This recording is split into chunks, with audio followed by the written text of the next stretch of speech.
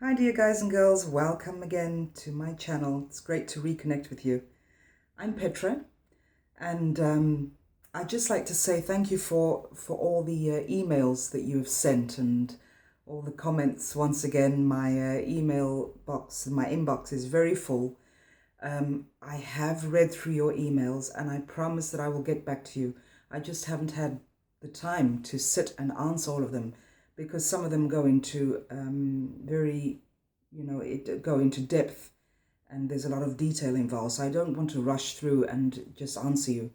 I'd like to sit and take my time to do that. So if you have been waiting for quite a while for a reply, please know that I have read your emails and I am working to get them all replied. So please bear with me. Today I thought I would speak on the emotional blockages that we have in our system. Now, the medical term for this is PTSD, post-traumatic stress disorder. And I, for one, am not a big fan of taking medication, of taking antidepressants. I feel that, I just don't want to buy into the whole pharmaceutical side of it. And I feel that we can help ourselves through the stress, by, by changing your lifestyle, making alterations, getting reconnected with your feelings and with the emotions and the traumas that you have been through after being in relationship with a narcissist. So I prefer to do it in a spiritual way, being a spiritual life coach as well. And I'm not, once again, not too keen on numbing myself with medication or drugs or alcohol. So, I understand that maybe some of you are going through this where you feel that the pressure has built up so much in your body that you self-medicate by drugs or alcohol or overeating or whatever it may be. And I understand that this can feel good. It's temporary though. And what I wanted for myself, and that is what I want to share with you, is to create a long-term healing from the abuse. So, again, taking medication or taking or abusing alcohol or drugs will only help temporarily. And of course, it is vital and it is very important that you get through this on a long-term basis. So I would just like to share a few things with you that I have applied to my own life after coming out of the abuse. And they have helped me tremendously because I definitely believe that if I had not used these 5 points, then I would have still been in a state of shock, in sadness and depression, and it would have taken me a lot longer to get over the stress. So I'm going to share a few points with you. Sorry, I've got a big old afro today, so my glasses don't really fit properly, and I need to get new ones. So yeah, I need to put those on so I can see what I'm doing here. Right, so the stress of it all. Going through stress, you will probably experience flashbacks, nightmares, a lot of distress, a pounding heart. Now, this was a big one for me because every time I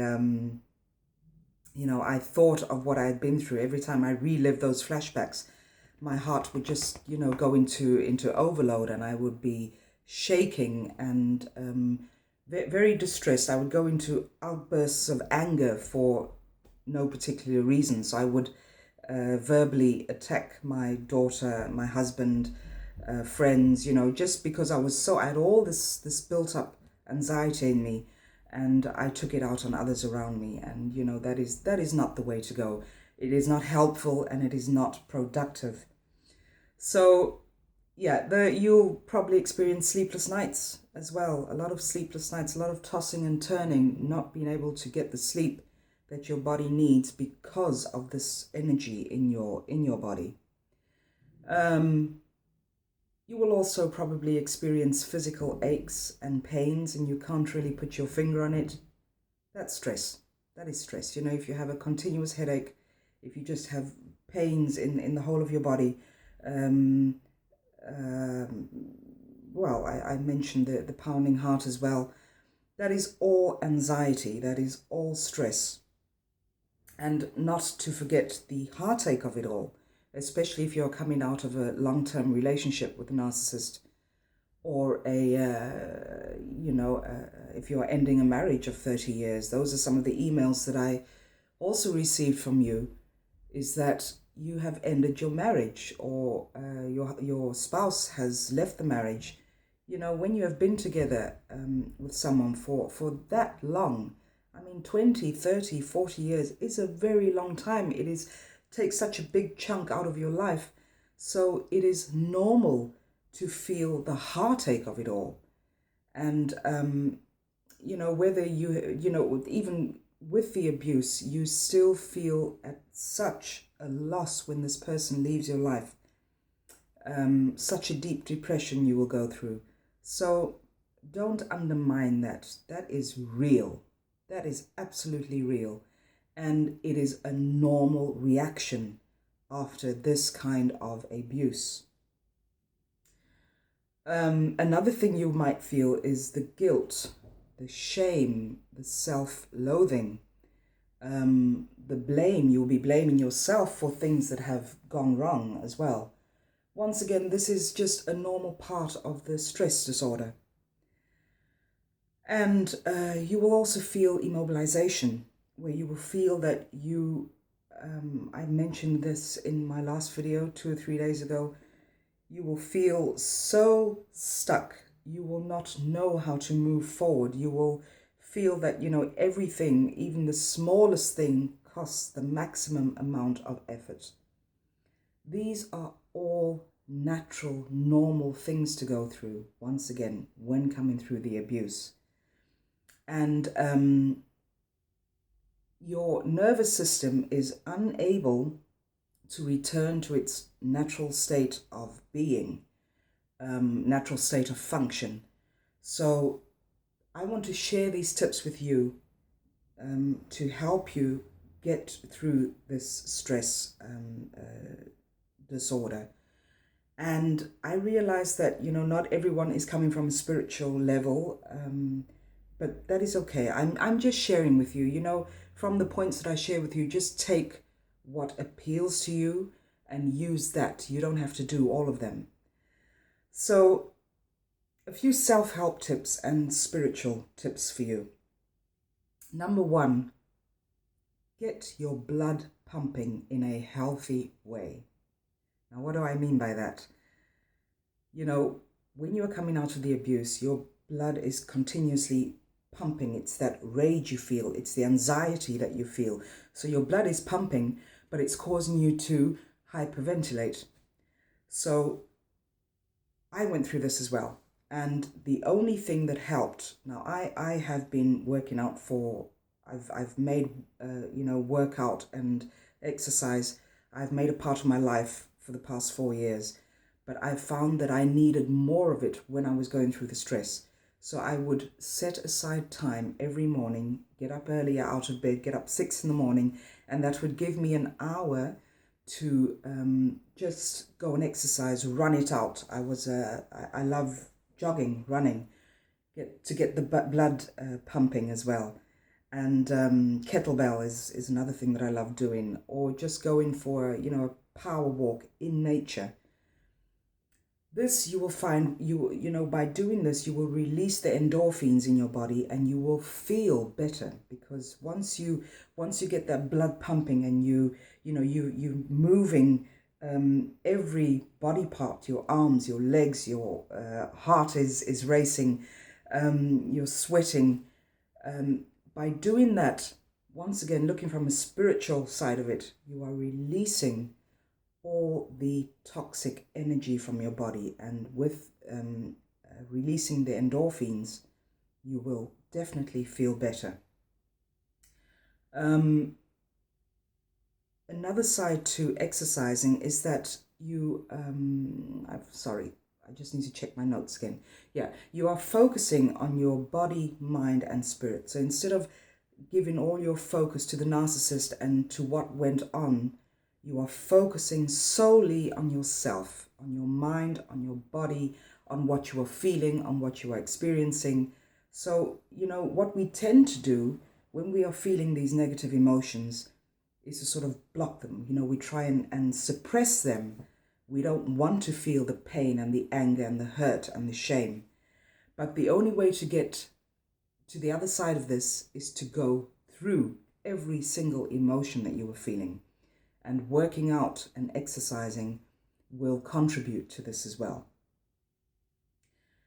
Another thing that I did from doing the workout, so, if you implement that into your daily life, do it on a daily basis. And if you can't do it on a daily basis, then at least set aside 3 times a week, even if it is 30 minutes to exercise. When doing your exercise, make sure you have 5 to 10 minutes to just sit, feel your body, feel what is going on in your body. Feel how your body is appreciating the exercise, because it really does appreciate the exercise. And get yourself into mindful breathing. So what we tend to do when we feel anxiety is that we have very shallow breathing. So it's from about here up. So you're breathing shallowly from, shallowly, is that the right word? Anyway, you're breathing from here. And the thing to do is to make sure that you take that energy down and you breathe from your stomach. So deep breaths. And the way to do that is to do it through your nose. A deep breath through your nose and then release it through your mouth. And probably a lot of you are accustomed to meditation, to mindful breathing. But for those of you who aren't, just start by doing that.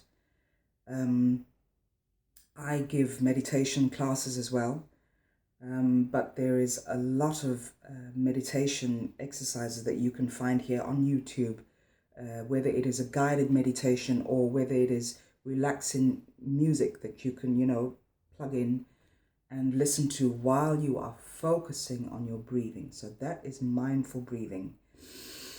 A deep breath through your nose, hold it for a few seconds and breathe out through your mouth. This will help to balance you, because you need to be balanced when you are feeling off balance through stress and anxiety. You need to focus on getting back into balance, and this mindful breathing will definitely get you back to that point of where you are centered in yourself, you are with yourself, and you are present within yourself. Another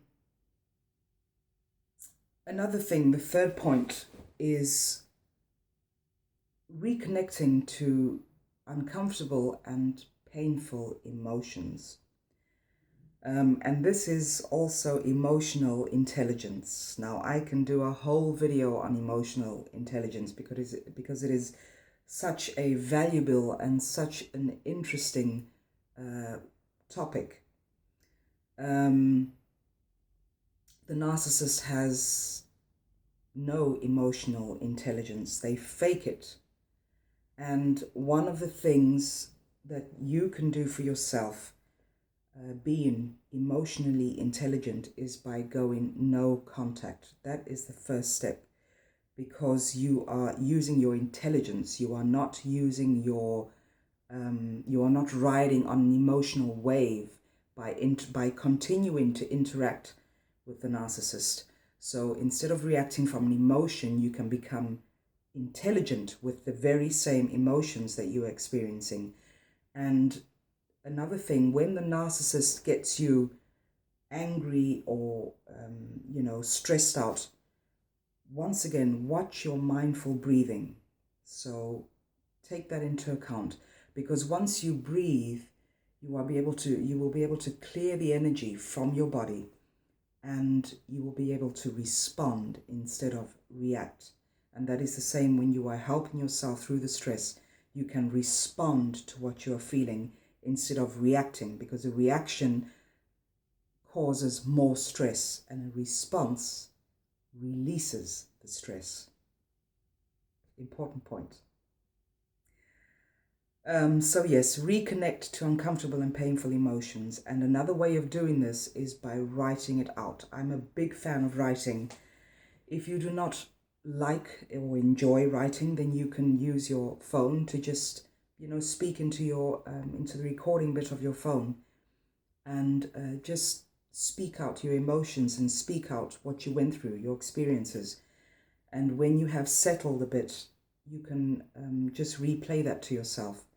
And it's also good to reconnect with yourself on that level, because you can hear the sound of your voice, you can hear the emotion in your voice, and this is a very powerful tool to get you through the stress of it all. And you will once again connect, because what so often happens when we are going through the stress, we totally disconnect from our mind, body, and spirit. And when you can actually hear yourself, when you have spoken into your phone, or you can read what you have written to yourself or about your experiences, this will get you reconnected to your heart space. So this is another form of emotional intelligence. Another thing I wanted to share with you, which has helped me tremendously, is EFT. Now, some of you might know this, others, this might be the first time you're hearing of it. But EFT is the emotional freedom technique, and it's more commonly known as tapping. So this is a spiritual technique, and it has to do with the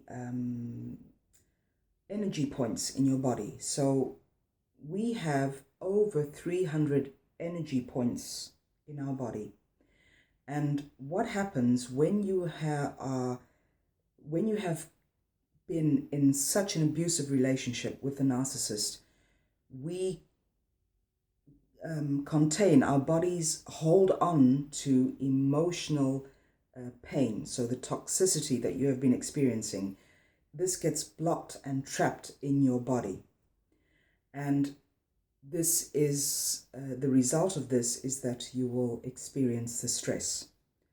So in order to release toxic energy and to get your energy flowing again, tapping is a very powerful tool. Now, you have to be willing to let the toxicity and the emotions that you're feeling, you have to be willing to let that go. So the reason why I'm doing this, these are also nervous points in your body, and all the energy in your body, this is sort of the gathering point for all those emotions. They will gather in the palm of your hands. So this is very powerful. Maybe that is the reason why when I'm talking, I use my hands a lot. But it's just, that is my way of keeping my energy going. So the tapping let me put it this way. I get so excited about this because it is such a great technique and I want to tell you a whole lot about it, but maybe I should do a new video on that because I can really go into detail, and now my time is almost running out. So EFT, the tapping, is actually acupuncture. Now, what does acupuncture do? When you go to someone who can perform acupuncture on you, they use needles, of course, and this is to release pain and hurt and discomfort in the body. So the tapping, you see, these are the nervous points in your body. The tapping is a form of acupuncture, but it is without needles. So when you state your emotion, so say that the emotion is anger. That is how you start. This is how you start your tapping. So you can say, I am angry. I am infuriated. I'm going to take it to the next level, and I'm just going to come totally out and say, I am totally pissed off about what has happened to me. So, by doing that, you are acknowledging what you are feeling, and you are going to tap it out of your body. That is going to get your emotions, or your energy, it's going to get your energy flowing again. Because what happens when you try, and this is a great thing that I learned from spiritual life coach Iyanla van Zandt. And she says, when you try and bury live emotions, they just do not get away, or you cannot release them when you try and just bury them, when you try to suppress them. So the best way to go is by releasing that.